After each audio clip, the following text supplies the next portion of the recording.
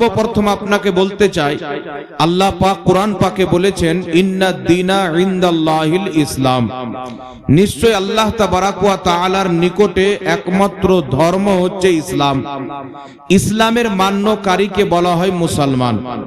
যেই ব্যক্তি লা ইলাহা ইল্লাল্লাহ মুহাম্মদ রাসূলুল্লাহ পাঠ করে তার সাথে সাথে সমস্ত জরুরিয়াতে দ্বীন, জরুরিয়াতে আহলে সুন্নাত ওয়াল জামাতকে মেনে নিল, সেই ব্যক্তি হলো মুসলমান। কেউ যদি কালেমা পাঠ করে, নামাজ পড়ে, রোজা রাখে, হজ করে, সব করে, কিন্তু জরুরিয়াতে দ্বীনের মধ্যে, ইসলামের প্রয়োজনীয় জিনিসের মধ্যে যদি কোনো একটিকে অস্বীকার করে, তাহলে সেই ব্যক্তি ইসলাম থেকে বেরিয়ে যাবে, যতই নামাজ পড়ুক, যতই রোজা রাখুক। এই জন্য পৃথিবীর মুসলমান ইসলামের মধ্যে, শরিয়তের মধ্যে আল্লাহ তাবারাক ওয়া তাআলার আদব তাজিম, এটা সর্বপ্রথম জরুরিয়াতে দ্বীনের অন্তর্ভুক্ত, যে আপনার আকীদা আল্লাহ সুবহানাহু তাআলার ব্যাপারে সঠিক হতে হবে। দ্বিতীয় নাম্বার হচ্ছে রাসূল পাক সাল্লাল্লাহু আলাইহি ওয়াসাল্লামের রিসালাত মানার সাথে সাথে নবী মুস্তাফার তাজিম এবং আদব, এটাও হচ্ছে জরুরিয়াতে দ্বীনের অন্তর্ভুক্ত। যদি কোনো ব্যক্তি চুল পরিমাণে নবী পাক সাল্লাল্লাহু আলাইহি ওয়াসাল্লামের বেয়াদবি করে, তাহলে সেই ব্যক্তি কাফির ও মুরতাদ হয়ে যাবে, মুসলমান থাকতে পারে না। ইমাম কাজী আয়াজ রাহমাতুল্লাহ আলাইহি আশ-শিফা কিতাবের মধ্যে উল্লেখ করেছেন, যদি কোনো ব্যক্তি রাসূলে কায়নাত সাল্লাল্লাহু আলাইহি ওয়াসাল্লামের পবিত্র চুল মুবারককে বেয়াদবির নিয়তে চুলুয়া বলে দেয়, সেই ব্যক্তি কাফির হয়ে যাবে। যদি কোনো ব্যক্তি নবী মুস্তাফার পবিত্র জুতা মুবারককে বেয়াদবির নিয়তে জুতুয়া বলে দেয়, সেই ব্যক্তি কাফির হয়ে যাবে। তো নবী পাকের চুলের বেয়াদবি করলে মানুষ কাফির হয়ে যায়, নবী পাকের জুতোর বেয়াদবি করলে মানুষ কাফির হয়ে যায়। তো নবী মুস্তাফার কদমে লেগে যাওয়া জুতার যদি এই নবী মুস্তাফার জাতের কি মর্যাদা হবে? যদি রাসূল পাকের কদমে লেগে যাওয়া পবিত্র জুতার এই মর্যাদা হয়, যেই পবিত্র জুতা মুবারকের বেয়াদবি করলে একজন ব্যক্তি ইসলাম থেকে খারিজ হয়ে যাবে, কাফির হয়ে যাবে, তো রাসূল পাকের জুতো মুবারকের যদি এই মর্যাদা হয়, ফজিলত হয়, তো নবী মুস্তাফার কি মর্যাদা হবে? তাহলে তিনার জাতের প্রতি যারা বেয়াদবি করবে, রাসূল পাকের হাস্তির প্রতি বেয়াদবি করবে, সেই ব্যক্তি তো মুসলমান হতেই পারে না। এটাই কারণ পৃথিবীর মুসলমান, যে ইমামে আহলে সুন্নাত আলা হযরত রাহমাতুল্লাহ আলাইহির জামানাতে কাদিয়ানি ফিরকা, দেওবন্দি ফিরকা, গায়র মুকাল্লিদ ফিরকা, নদভী ফিরকা, এরা সকলে বের হয়ে আল্লাহ পাকের জাতের প্রতি আল্লাহ সুবহানাহু তাআলার জাতের প্রতি হামলা করলো, যে আল্লাহ তাবারাক ওয়া তাআলা ঝুট বল सकता है, আল্লাহ পাক মিথ্যা বলতে পারেন, নাউযুবিল্লাহ। তার আল্লাহ তাবারাক ওয়া তাআলার পর নবী পাক সাল্লাল্লাহু আলাইহি সাল্লামের জাতের প্রতি হামলা করলো, যে আল্লাহর নবী সাল্লাল্লাহু আলাইহি সাল্লামকে পিঠ পিছনের খবর ছিল না। তারা নিজের কিতাবের মধ্যে লিখলো, রাসূল পাক সাল্লাল্লাহু আলাইহি সাল্লামের মতন জ্ঞান পশু পাখি কেউ আছে। নবী মুস্তাফার জ্ঞান চাইতে শয়তান করলো। এটাই কারণ হচ্ছে পৃথিবীর মুসলমান এই রকম বিভিন্ন রকমের যখন আল্লাহ এবং তার রাসূলের ব্যাপারে বেয়াদবিমূলক শব্দ কিতাবের মধ্যে লিখে ভারতবর্ষের মাটিতে মুসলমানের ঈমানকে ধ্বংস করা হচ্ছিল, মুসলমানকে ভিতর ভিতর কাফির ও মুরতাদ বানার একটা প্ল্যানিং চলতেছিল, ওই সময়তে ইমাম আহলে সুন্নাত আলা হযরত রাহমাতুল্লাহ আলাইহি নিজের জীবনে কম বেশি 1000 চাইতে বেশি কিতাব লিখে তাদের খণ্ডন করে মুসলমানের ঈমান ও আকীদার হেফাজত করেছে, তাদের সাথে লড়াই করেছে, তাদের সাথে মোকাবেলা করেছে। তলোয়ার এবং গুলি এবং বোমা নিয়ে নয়, উনি দলিল নিয়ে লড়াই করেছেন। এই জন্য পৃথিবীর মুসলমান আজ আপনাকে বলতে চাই, যেমন ভাবে রাসূল পাকের ইন্তিকালের পর সাহাবায়ে কেরামের যুগ চলে যাওয়ার পর কারবালার মাটিতে ইয়াজিদের পক্ষের লোককে ইয়াজিদি বলা হয়, আর হুসাইনের পক্ষের লোককে হুসাইনি বলা হয়, আর হুসাইনিদেরকে সচ্চা পাক্কা ঈমানদার মনে করা হয়, তেমনি ভাবে পৃথিবীর মুসলমান বর্তমান জামানাতে যারা সঠিক আকীদার প্রতি কায়েম ও দায়েম রয়েছেন তাদেরকে বর্তমানে সুন্নি বেরেলভি বলা হয়। আলহামদুলিল্লাহ, আমাদের আকীদা কোনো নতুন নয়, আর এটা আমার চ্যালেঞ্জ আজ থেকে নয়, আজ থেকে 6 বছর থেকে আমি চ্যালেঞ্জ করেছি গোটা পশ্চিম বাংলার মাটিতে, আসামের মাটিতে, ত্রিপুরার মাটিতে, বিহারের মাটিতে, যে আজ থেকে প্রায় 1847 সালের পূর্বে, এখন বর্তমান 2026 সাল চলতেছে, 1847 সালের পূর্বে সারা পৃথিবীর মাটিতে, নীল আকাশের নিচে, গোটা দুনিয়াতে, আরব হোক আর আজম হোক, হিন্দুস্তান হোক আর পাকিস্তান হোক, সারা পৃথিবীর মাটিতে 1847 এর পূর্বে না কোনো ওয়াহাবি নিজের একটা মসজিদ মাদ্রাসা দেখাতে পারে, না কোনো দেওবন্দি নিজের একটা মসজিদ মাদ্রাসা দেখাতে পারে, কারণ 1847 সালের পূর্বে তাদের কোনো অস্তিত্ব ছিল না। 1847 এর পর ইংরেজরা তাদেরকে জন্ম দিয়েছে, কিন্তু সুন্নি বেরেলভিদের যদি 1847 সালের পূর্বে মাদ্রাসা দেখতে হয়, আজ থেকে কম বেশি 1000 বছর পূর্বে মিশরের মাটিতে সারা পৃথিবীর সবচাইতে বড় ইউনিভার্সিটি জামে আজহার 1000 বছর থেকে যে আকীদার প্রতি কায়েম রয়েছে, ওই আকীদাকে মাসলাকে আলা হযরত বলা হয়। আজ থেকে 900 বছর পূর্বে খাজা গরিব নওয়াজ যেই আকীদার মান্যকারী ছিলেন, ওই আকীদাকে সুন্নি বেরেলভি বলা হয়। আজ থেকে 1000 বছর পূর্বে বাগদাদের গাউসে আজম যেই আকীদার প্রচার ও প্রসার করেছেন, ওই আকীদাকে বর্তমানে সুন্নি বেরেলভি বলা হয়। আজ থেকে প্রায় 1200, 1300, 1400 বছর পূর্বে ইমামে আজম আবু হানিফা রাহমাতুল্লাহ আলাইহি, ইমাম শাফি, ইমাম মালিক, ইমাম আহমদ বিন হাম্বল যেই আকীদার প্রচার ও প্রসার করেছেন, যেই আকীদা মানতেন, ওই আকীদাকে বর্তমানে সুন্নি বেরেলভি বলা হয়। খোদার ইজ্জতের কসম খেয়ে বলি, ইয়াজিদিয়াতের মোকাবেলায় যে হুসাইনি আকীদাকে দাঁড় করানো হয়েছিল, ওই হুসাইনিদেরকে বর্তমানে সুন্নি বেরেলভি বলা হয়। নারে তাকবীর, নারে রিসালাত, নারে রিসালাত, মসলকে আলা হযরত, তালিমাত আলা হযরত, হযরত আল্লামা মুফতি জাহাঙ্গীর আলম রাজভী।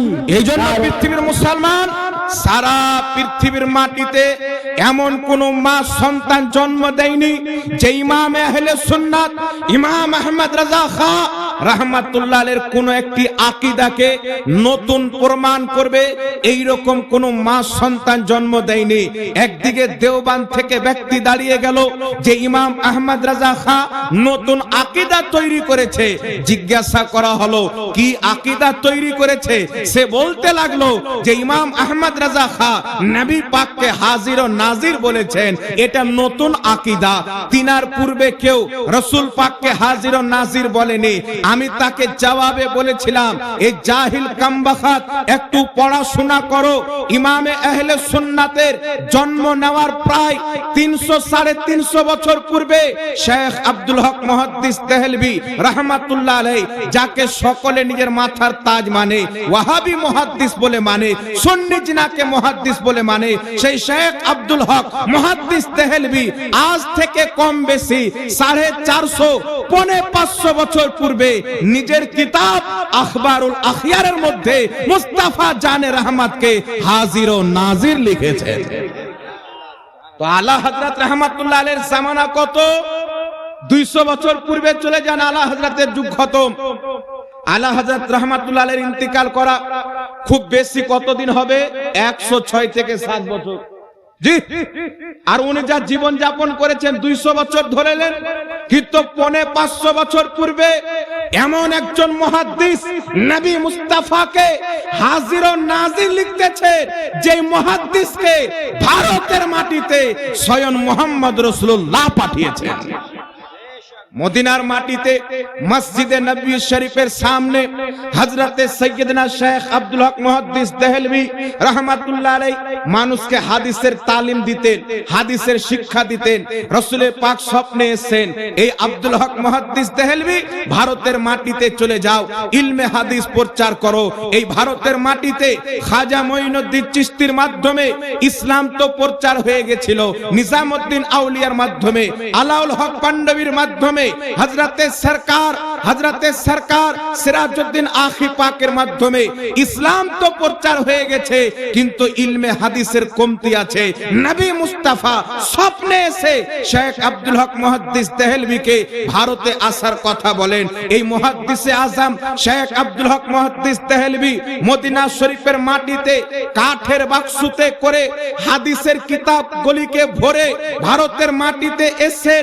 সমুদ্রের রাস্তাকে পাড়ি দিয়ে মাসকে মাস নৌকাতে চেপে সমুদ্রকে পার করে ভারতের মাটিতে এসে উনি ইলমে হাদিস প্রচার করেছেন, নবী পাকের হাদিসের শিক্ষা দিয়েছেন। ভারতবর্ষের মাটিতে যত হাদিস পড়নেওয়ালা রয়েছে সকলের সনদ হযরতে শেখ মুহাদ্দিস আব্দুল হক দেহলভীর কাছে চলে যায়। এই মুহাদ্দিস যাকে রাসূল পাক যাচাই বাছাই করে ভারতের মাটিতে হাদিস প্রচার করার জন্য পাঠিয়েছেন, তিনি আলা হযরতের জন্মের পূর্বে, আলা হযরতের পিতার জন্মের পূর্বে নবী মুস্তাফাকে হাজির ও নাজির লিখতেছেন। এটা প্রমাণ হয়ে গেল ইমাম আহমদ রাজা বাড়ি থেকে আকীদা তৈরি করেনি, মুহাদ্দিসিনে কেরামের আকীদার প্রচার করেছেন।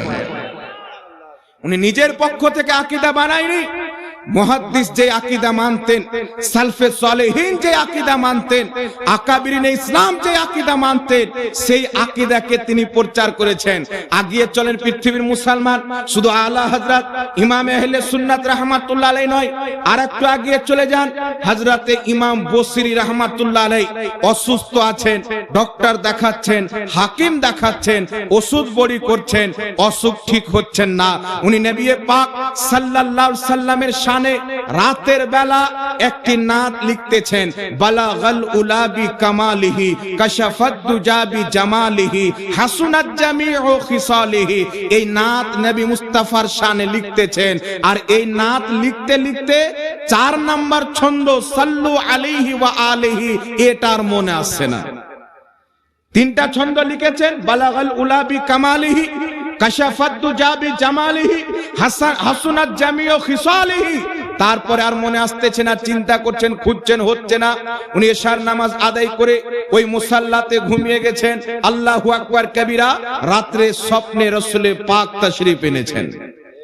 আমার নবীর স্বপ্নে আসা এটা নয় যে আমি ঝাড়খণ্ডের মাটিতে শুয়ে আছি আর স্বপ্নে দেখছি ভারতের আমি রাজা হয়ে গেছি। আমি বাড়িতে ঘুমিয়ে আছি, দেখছি জান্নাতের শেয়ার করছি। আমি বাড়িতে শুয়ে আছি, দেখছি আমি হেলিকপ্টার কিনে নিয়েছি। বিভিন্ন রকমের আমরা স্বপ্ন দেখি, শয়তানের পক্ষ থেকেও হয়। কিন্তু আমার আপনার নবীর স্বপ্নের ব্যাপারে স্বয়ং রাসূলে কায়নাত সাল্লাল্লাহু আলাইহি ওয়াসাল্লাম সহিহ মুসলিমের হাদিসে বলতেছেন, মান রাআনি ফিল মানাম ফাকাদ রাআল হক। যেই ব্যক্তি স্বপ্নে আমি মুস্তাফাকে দেখলো, সেই ব্যক্তি সত্যি আমাকে দেখলো। শয়তান আমার রূপ ধারণ করতে পারে না, শয়তান আমার নামে স্বপ্নে সে ধোঁকা দিতে পারে না। রাসূল পাক হযরতে ইমাম বসরির স্বপ্নে চলে এসেছেন। আসার পর আল্লাহর হাবিব বলতেছেন, তুমি আমার শানে যে গজল লিখতেছিলে, নাত শরীফ লিখতেছিলে, সেটা আমাকে শোনাও। ইনি স্বপ্নে শোনাচ্ছেন, বালাগাল উলাবি কামালিহি কাশাফাত দুজাবি জামালিহি হাসুনাত জামিউ খিসালিহি। তারপরে মনে পড়ছে না, রাসূল পাক বলতেছেন, এটা আমি বলে দিচ্ছি, সাল্লু আলাইহি ওয়া আলিহি। 4th নাম্বার ছন্দ রাসূল পাক বললেন। আর উনাকে তোহফাতে একটি চাদর মুবারক রাসূল পাক দিলেন, যেটা উনি ব্যবহার করতেন। স্বপ্নে দিয়ে গেলেন।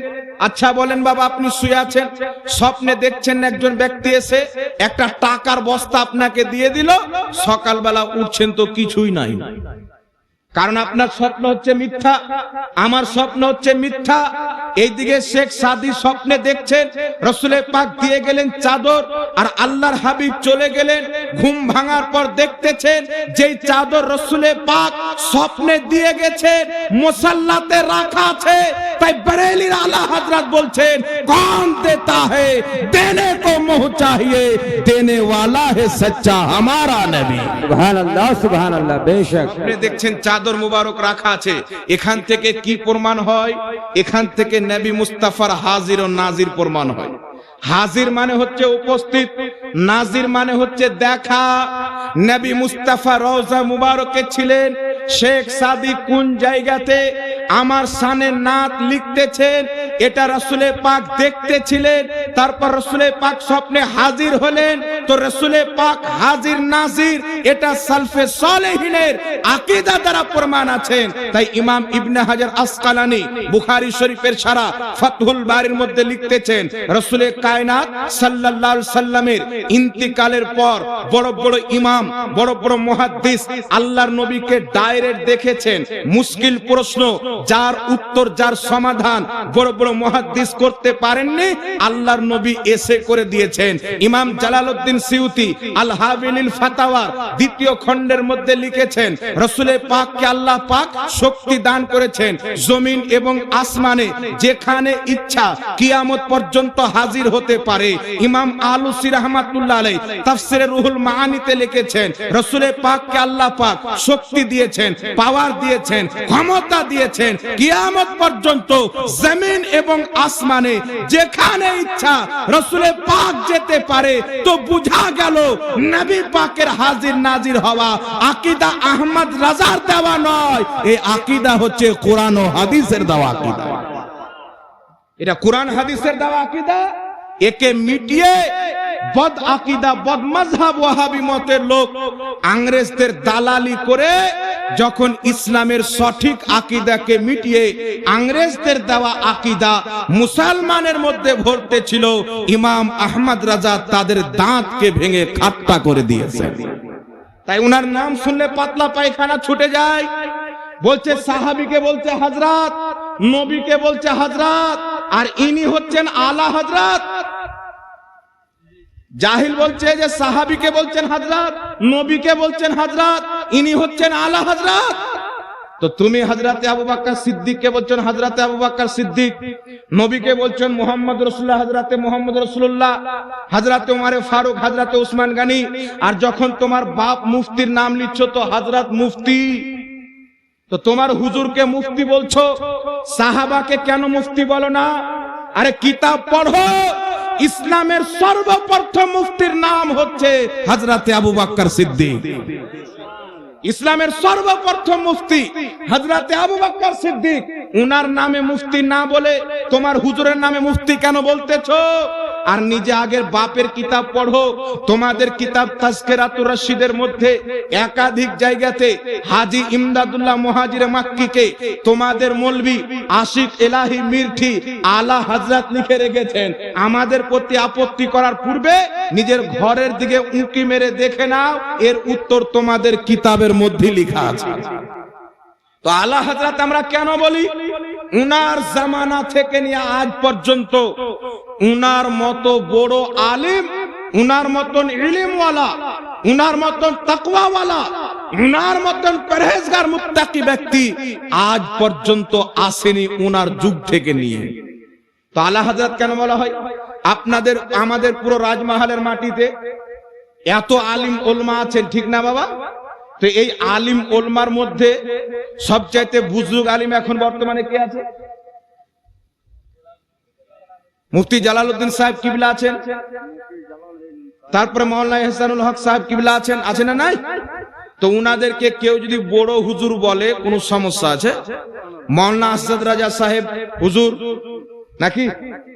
আমার এই মাওলানা সাহেব হুজুর, ইনারা হচ্ছেন হুজুর, আমিও হচ্ছি হুজুর।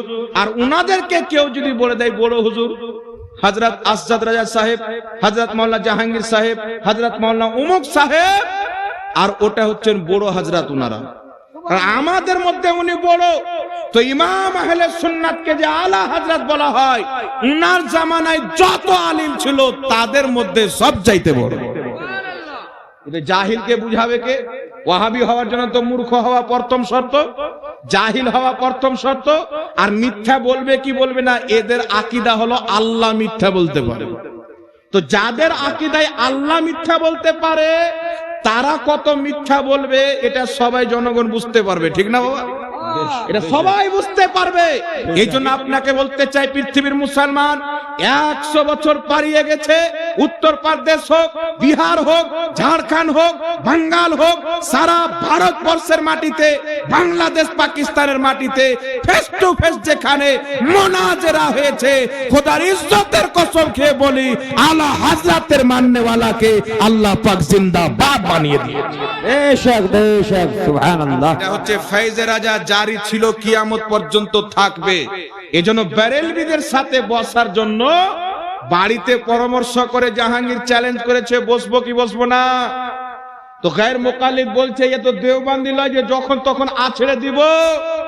এ হচ্ছে বেরেলভি, চিন্তা ভাবনা করে বসতে হবে। এরা দলিল নিয়ে কথা বলে, সুবহানাল্লাহ। বিনা দলিলেরা কথা বলে না। এই জন্য পৃথিবীর মুসলমান আল্লাহ পাকের রহমতে, মেহেরবানিতে, হুজুর তাজুস শরিয়া রাহমাতুল্লাহ আলাইহি, পীর ও মুর্শিদের ফয়জ ও বরকতে যেখানে গিয়েছি, যদি 1000-এর বস্তিতে মাত্র 40 ঘর সুন্নি থেকেছে, মাসলাকে আলা হযরতের ডাঙ্কা বাজিয়ে এসেছি, অপমান অপদস্থ হয়নি, আলহামদুলিল্লাহ। যারা হকের পথে থাকে, 1000 কুকুরের প্রতি একটা শেরকে আল্লাহ ভারী করে রাখে। বেশক বেশক, সুবহানাল্লাহ। পৃথিবীর মুসলমান পাইতারা দেখেন, আমরা আহলে সুন্নাত ওয়াল জামাত, আমাদের স্টেজে ইয়া রাসূলুল্লাহর নারা লাগে, ইয়া গাউস আল মাদাদ, ইয়া হুসাইন আল মাদাদ, ইয়া খাজা আল মাদাদ। এরা চিখড়ে চিখড়ে বলে, আল্লাহ পাক বলেছেন ইয়াকা না'বুদু ওয়া ইয়াকা নাস্তাইন, আল্লাহ তোমার কাছে সাহায্য চাই। আর বেরেলভিদের আলা হযরত এদেরকে কি শিক্ষা দিয়েছেন? ইয়া গাউস আল মাদাদ, ইয়া খাজা আল মাদাদ। এরা আল্লাহকে বাদ দিয়ে মুর্দার কাছে সাহায্য চায়। এই জন্য এরা মুশরিক, এই জন্য এদের প্রতি শিরকের ফতোয়া লাগে। আমি ওয়াহাবিদেরকে বলতে চাই, লামাযহাবিদেরকে বলতে চাই, ভারত, বাংলাদেশ, পাকিস্তানের লামাযহাবি ওয়াহাবিদের সবচাইতে বড় ইমাম নবাব সিদ্দিক হাসান খাঁ ভোপালী, উনি নিজের কিতাব, যে কিতাবটির মধ্যে সেই ব্যক্তি লিখেছে, যে কিতাবের নাম হচ্ছে বুদুরুল আহিল্লাহ। এই কিতাবের মধ্যে লিখতেছে ফার্সি ভাষাতে, ইয়া ইবনে তাইমিয়া মাদাদে, ইয়া শওকানি মাদাদে। তাদের মরা মাটির সাথে মিশে যাওয়া জাহিল মৌলভী ইবনে তাইমিয়ার কাছ থেকে সাহায্য চাচ্ছে। চিন্তা করছেন? ইয়া ইবনে তাইমিয়া মাদাদে, তারপরে লিখছে ইয়া শওকানি মাদাদে। কালকের শওকানি মৌলভী ইয়ামান দেশে তার বাড়ি ছিল, গায়ের মুকাল্লিদ। তার কাছ থেকে ভারতে বসে বসে তার মরার পর তার কাছ থেকে সাহায্য চাচ্ছে। তো যদি আল্লাহ ছাড়া আল্লাহর কোন বান্দার কাছে সাহায্য চাওয়া শিরক হয়, তো তোমাদের ফতোয়াতে সর্বপ্রথম তোমরাই মুশরিক প্রমাণ হবে। তোমাদের ফতোয়ায় তোমরা মুশরিক প্রমাণ হবে। এই ওয়াহাবিদের সবচাইতে বড় ইমাম, যার নাম হচ্ছে ওয়াহিদুজ্জামা, সে নিজের কিতাব হাদিয়াতুল মাহদির মধ্যে লিখছে, তাকে প্রশ্ন করা হলো যে আল্লাহর ওলিদের কাজ, তিনাদের ইন্তিকালের পর কেউ যদি সাহায্য চায়, ইয়া গাউস আল মাদাদ, এটা জায়েজ হবে না নাজায়েজ হবে? তো উত্তরে বলতেছে, তাদের ওসিলা মনে করে কেউ যদি তাদের কাছে সাহায্য চায়, যে এটা একটা ওসিলা, ইয়া গাউস আল মাদাদ, সাহায্য আসলে আল্লাহই করবে, তো এটা শিরক হবে না জায়েজ আছে? সুবহানাল্লাহ হবে? ওদের ইমাম বলছে জায়েজ আছে, এরা বলছে শিরক। তো তাদের ফতোয়ায় ইমাম হচ্ছে মুশরিক। ওদের ইমাম মুশরিক হলো কি হলো না? ইমাম যদি মুশরিক হয়, তো মুক্তাদির কি খবর হবে? একটা বাসে যদি 200 জন ব্যক্তি চেপে মালদা যায়, আর ড্রাইভার যদি বাস নিয়ে কলকাতা যায়, তো প্যাসেঞ্জার মালদা যাবে? প্যাসেঞ্জার কোথায় যাবে? ড্রাইভার যেই দিকে যাবে, প্যাসেঞ্জার ওই দিকে। তো আলহামদুলিল্লাহ, এটা আহলে সুন্নাত ওয়াল জামাতের জান্নাতি হওয়ার, হকপন্থী হওয়ার দলিল হচ্ছে, যেইগুলোকে তোমরা শিরক বলো, তোমাদের বড় বড় ইমাম সেইগুলিকে নিজের কিতাবে জায়েজ লিখে প্রমাণ করেছে। মাসলাকে আলা হযরতি, কুরআন হাদিস জোরে বল সুবহানাল্লাহ। এই জন্য পৃথিবীর মুসলমান ইমাম গাজালি রহমাতুল্লাহ আলাইহি তিনার থেকে কেউ নিজের দামানকে সরাতে পারে না। ওয়াহাবি হোক আর লাহাবি হোক, সকলে ইমাম গাজালি রহমাতুল্লাহ আলাইহিকে মানে। তিনি নিজের কিতাবের মধ্যে লিখেছেন, তিনার বক্তব্যকে 2.5 লক্ষ হাদিসের হাফিজ, মক্কা মদিনার ইমাম, 11 শতাব্দীর মুজাদ্দিদ ইমামুল্লাহ আলী কারি রহমাতুল্লাহ আলাইহি মিশকাতুল মাসাবির শারা মিরকাতুল মাফাতিতে উল্লেখ করেছেন। হযরতে ইমাম গাজালি রহমাতুল্লাহ আলাইহি বলছেন, যাদের কাছে জীবিত অবস্থায় সাহায্য প্রার্থনা করা যায়, তাদের কাছে ইন্তিকালের পরেও সাহায্য প্রার্থনা করা যায়। তো ইমাম গাজালিকে কেউ মুশরিক বলে না, সবাই ইমাম মনে করে, আল্লাহর ওলি মনে করে। তো এখানে ফাতোয়া ওলির দিচ্ছ আর এখানে শিরকের ফাতোয়া, এটা হচ্ছে মুনাফিকদের চরিত্র। আলহামদুলিল্লাহ, শরীয়তের মধ্যে আমার সন্তান যদি রোজার অবস্থায় ভুলে কিছু খেয়ে নেয়, তো আমরা হুজুর তাই আমাদের ছেলে রোজা ভাঙবে না, কিন্তু আপনাদের ছেলের ভেঙে যাবে। এটা কোনো মসলা হলো? জি, এটা মাসলা হলো না জুতাখড়ি হলো? তো ওয়াহাবিদের নিয়ম হচ্ছে এটা যে আমাদের হুজুর বলেছে তো যাই, তোমরা বললে কাফির হয়ে যাবে। মানে ওর হুজুর ইহুদির শরীয়তকে মানে আর আমরা নবী মুস্তাফার শরীয়তকে মানি। তো তফাৎ হচ্ছে এটা, তারা ইহুদিদের শরীয়তকে আল্লাহর দ্বীন মনে করেছে, আমরা নবী মুস্তাফার শরীয়তকে আল্লাহর দ্বীন মনে করেছি। আমি আপনাকে বলতে চাই, যেইগুলি আকাইদ ও নাজারিয়াত ইমামে আহলে সুন্নাত নিজের কিতাবের মধ্যে লিখেছেন, আলহামদুলিল্লাহ একই আকীদা মুজাদ্দিদে আল ফিসানির মাকতুবাত শরীফে লেখা আছে। একই আকীদা গাউসে সামদানি রাদিয়াল্লাহু তাআলা আনহুর সিররুল আসরার ওয়া মাজহারুল আনওয়ার কিতাবে লেখা আছে। একই আকীদা ইমামে আযম আবু হানিফার ফিকহুল আকবার কিতাবে লেখা আছে। একই আকীদা ইমাম ইবনে হাজার আসকালানির ফাতহুল বারিতে লেখা আছে। একই আকীদা ইমাম বাইহাকির আল আসমা ওয়াস সিফাতের মধ্যে লেখা আছে। আমরা যাচাই বাছাই করে এটাই বুঝতে পেরেছি, 1450 বছর থেকে নিয়ে নবী মুস্তাফা থেকে নিয়ে প্রত্যেক মুহাদ্দিস যে আকীদার প্রতি কায়েম ছিলেন, ওই আকীদাকে দাফন করার জন্য ইংরেজদের টাকা খেয়ে দেওবন্দ তৈরি করা হয়েছে, ওয়াহাবি মতবাদ বানানো হয়েছে। আর তাদের এই মানসা উদ্দেশ্যকে ইমাম আহমদ রাজা খা 1000 চাইতে বেশি কিতাব লিখে মাটির নিচে দাফন করে দিয়েছে। এই জন্য পৃথিবীর মুসলমান আজকাল কিছু লোক আমাদের রাজমহলের মাটিতেও আছে আর বিভিন্ন জায়গাতেও আছে, মাসলাকে আলা হযরতের নারা শুনলে ওর বিচি গলে যায়, ওর পেটের ভাত হজম হয় না। আমি তাকে জিজ্ঞাসা করতে চাই, তোমরা যে খানকার সাথে জড়িত আছো, যেই দরবারের মুরিদ আছো, আমি বলতে চাই, যখন ওয়াহাবিদের ইমাম রশিদ আহমদ গাঙ্গোহী ফাতাওয়া রশিদিয়াতে লিখেছিল যে আল্লাহ মিথ্যা বলতে পারে, তোমার খানকা চুপ কেন ছিল? জি, যখন আশরাফ আলী থানভী হিফজুল ইমানের 8 পৃষ্ঠায় লিখলো নবী মুস্তাফার মতন ইলমে গায়ব প্রত্যেক জানোয়ার কেউ আছে, তোমার খানকা কোথায় চুপ ছিল? খলিল আহমদ আম্বেঠি বারাহিনে কাতিয়ার 121 পৃষ্ঠায় যখন লিখলো নবী মুস্তাফার জ্ঞান চাইতে শয়তানের জ্ঞান বেশি, যখন কাসিম নানতাবি দেওবন্দ মাদ্রাসার প্রতিষ্ঠাতা তাহজিরুন নাস কিতাবের 25 পৃষ্ঠায় লিখলো নবীর পরে নতুন নবী আসা সম্ভব রয়েছে, তখন এই সমস্ত কুফরি আকীদার জবাব যিনি দিয়েছেন, তিনার নাম হচ্ছে আলা হযরত। সব শুয়ে শুয়ে ভিটামিন খাচ্ছিল, মুরিদের টাকা লুটছিল, তখন বুঝতে পারেনি আরে মাসলাকে আলা হযরত জিন্দাবাদ বলা মানে নবী মুস্তাফা ইলমে গায়ব জানে স্বীকার করা। মাসলাকে আলা হযরত জিন্দাবাদ বলা মানে নবী মুস্তাফা সুপারিশকারী, এটা বিশ্বাস করা। মাসলাকে আলা হযরত জিন্দাবাদ বলা নবী মুস্তাফাকে আল্লাহর পরে সবচাইতে বড় মনে করা। আর মাসলাকে আলা হযরত থেকে হটে যাওয়া নবী পাককে মরে মাটির সাথে মিশে যাওয়া মনে করা। যখন ইসমাইল দেহলভি তাকওয়াতুল ঈমান নামক কিতাবে লিখলো নবী মুস্তাফা মনে মাটির সাথে মিশে গেছেন, আর এইদিকে আমার আলা হযরত আরবের মাটিতে হজ করতে গিয়েছেন, নবী পাকের রওজাতে উপস্থিত হয়েছেন। ইয়া রাসূলুল্লাহ, ইয়া হাবিবাল্লাহ, আপনি যে জীবিত আছেন, হায়াতুন নবী, জিন্দা নবী, ভারতবর্ষের মাটিতে আমি শত শত দলিল দিয়ে কিতাব লিখেছি, তো হুজুর একবার আমাকে দেখা দিয়ে দেন না, একটু দেখা দিয়ে দেন। ইমাম জালালউদ্দিন সিউতিকে তুমি ৭৭ বারের চাইতে বেশি দেখা দিয়েছো, কত কত মুহাদ্দিস তোমাকে দেখেছে, একবারে তোমার গোলামকে দেখা দিয়ে দাও। রাসূল পাকের দরবারে আরজি পেশ করছেন, দেখা হচ্ছে না, দেখা হচ্ছে না। তখন আলা হযরত ইমামে আহলে সুন্নাত বলতেছেন, কোই কিউ পুছে তেরি বাতে রাজা, তুঝসে কুত্তে হাজার ফিরতে হ্যায়। এই আহমদ রাজা, তোমার কথাকে কেউ কেন গুরুত্ব দিবে? তোমার চাইতে হাজারো কুকুর মদিনায় ঘোরাফেরা করে।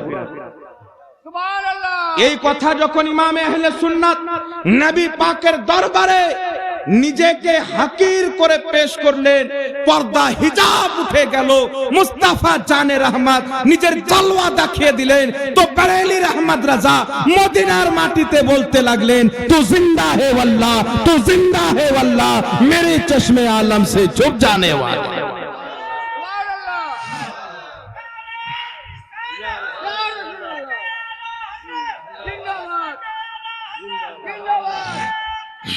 কেউ নিজের আকীদা কিতাব থেকে পড়ে বানিয়েছে, ইমাম আহমদ রাজা কিতাব থেকে তো দলিল দিয়েছেন, মুস্তাফাকে দেখে জিন্দা নবী বলে মেনে। এটা সুবহানাল্লাহ হবে না ভাই? এর চাইতে মজবুত কি হতে পারে বাবা? আদম আলাইহিস সালাম আসলেন আল্লাহ এক, কিন্তু আল্লাহকে দেখেননি। মুসা আলাইহিস সালাম আসলেন আল্লাহ এক, কিন্তু আল্লাহকে দেখেননি। প্রত্যেক নবী এসে নিজের কওমকে, নিজের উম্মতকে বার্তা দিলেন আল্লাহ পাক হচ্ছেন এক।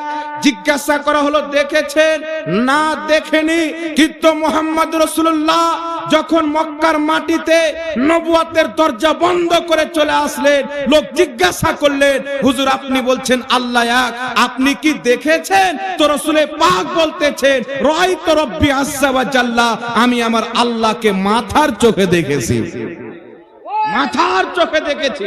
তাহলে চিন্তা করেন বিরাদর ইসলাম, আমার নবী দেখে এসে বলছেন আল্লাহ এক, তাহলে মজবুত কে বেশি হলেন? আমার নবীর দাবি তো বেশি মজবুত। জি, তো ইমাম আহমদ রাজা হাদিসে তো আছে, রাসূল পাক বলছেন সহিহ মুসলিমের হাদিস, মারারতু আলা মুসা ওয়া হুয়া ইউসাল্লি ফি কবরিহি, আমি মুসা নবীকে দেখলাম নিজের কবরে নামাজ পড়ছেন। রাসূল পাক বলছেন কায়েমুন ইউসাল্লি, দাঁড়িয়ে দাঁড়িয়ে নামাজ পড়ছেন। এই দিকে রাসূল পাক সহিহ মুসলিমের হাদিসে বলছেন এক্ষুনি মুসা নবীকে দেখলাম উনি তালবিয়া পাঠ করতেছিলেন। হাজিরা হজ করতে গিয়ে পাঠ করে লব্বাইক লব্বাইক আল্লাহুম্মা লব্বাইক লা শারিকা লাকা লব্বাইক ইন্নাল হামদা ওয়ান নি'মাতা, এই যে তালবিয়া পাঠ করে রাসূল পাক বলছেন মুসা নবীকে দেখলাম তিনি তালবিয়া পাঠ করতেছিলেন। হাদিসটা পড়ার পর আমি অবাক হয়ে গেলাম, হুজুর পাকের দুনিয়াতে আসার 1000 বছর পূর্বে মুসা আলাইহিস সালাম ইন্তিকাল করেছেন, আর ইন্তিকালের পর রাসূল পাক তিনাকে কাবা ঘরের পাশে তালবিয়া পাঠ করতে দেখছেন। ব্যাপারটা বুঝতে পারলাম না, তো ইমাম নববী রাহমাতুল্লাহ আলাইহি শারহে মুসলিমের মধ্যে মুসলিম শরীফের হাদিসের ব্যাখ্যা করতে গিয়ে বলছেন আম্বিয়ায়ে কিরাম নবীগণ নিজের কবরের মধ্যে জিন্দা আছেন, হজের মাসে তারা হজ করতে আসে।